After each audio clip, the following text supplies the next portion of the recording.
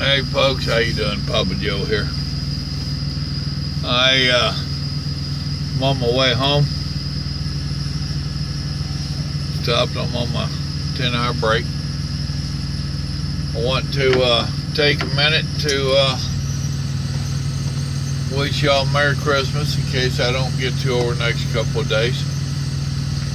I don't know what all's in store for me when I get toward the house.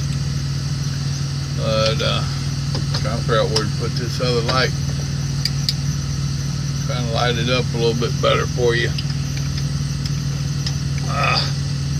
That don't work. Alright, that's all you get. Oh, that's right. I had to put it over here the other night, didn't I? I had it right there, didn't I? That ain't gooder. But I don't know what the next few days have got in store for me. Going home, got stuff to do, and we're not doing a big Christmas ordeal. The wife and I ain't. We've been invited to a couple places. I assume we're going. I don't know. We ain't went into great details on it. To us anymore, the kids are grown and gone. Grandkids are scattered all over the country. We just don't do a whole lot with the whole Christmas thing. We get into the more traditional, it's me and her against the world type thing, and it's celebrating the Lord's birth.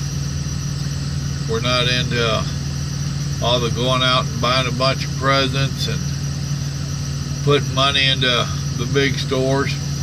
I know that sounds bad, but it's the truth.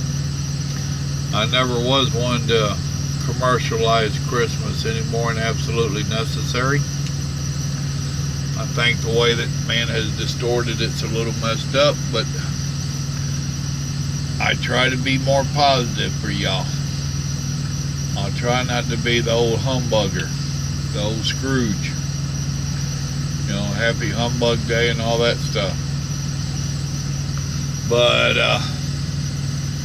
you know, that I was reading a deal a while ago that one of my Christian brothers posted on his site, The Beacon, and he was talking about what a messed up year it was because of the election and all the nasty political, just everything was bad, you know. And I got the stuff he was spouting off about racism and hate and all that stuff that got brought out for the election year. He was correct. Then he ended it with emphasizing and pointing out how the Christmas season, the birth of our Savior, does mellow everybody out and bring us back together to a large degree. And that's very true. And that's what it's all about. Back when they started it, it wasn't all this commercial stuff. People didn't go out and run their credit card debt up. They didn't go out and take a second mortgage on the loan.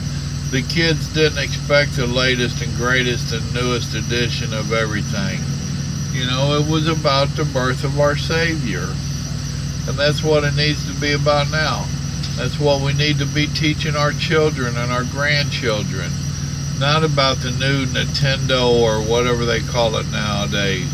Not about the newest phone that they've got out. We need to get them back, get them away from the I want, the me, the mine, and all that, and get them back into the Lord. Seriously. And I'd made a comment the other day on one of my other videos about my family's always sung Happy Birthday to Jesus. Yes, we've had the traditional Christmas gifts and whatnot. One year I did blow it out of the water for the kids, simply because I'm a firm believer that, dadgummit. But I believe every child should get that extraordinary Christmas. And I made sure mine got it. One of them deals. But after that, Mike knew that the real reason for the season was the birth of Jesus and celebrating that birth and what he's done for mankind. That is really what I would like for everybody to do, is make sure your children know the real reason for the season. You know, it ain't about a fat guy with a reindeer hanging out with a bunch of elves.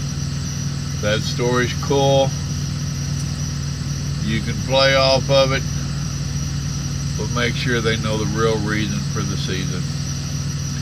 And with that, I do want to wish y'all a Merry Christmas and a safe Christmas and a Happy New Year. I know I'll be back long before New Year. I'll be back before Christmas. But I do want to wish you a Merry Christmas. People are starting to travel and head to their destinations. We just went through the bad ice storm. Watch your weather. Make sure that you have emergency equipment in your vehicle to cover all situations. Make sure you carry extra blankets, food and water, you know, snacks.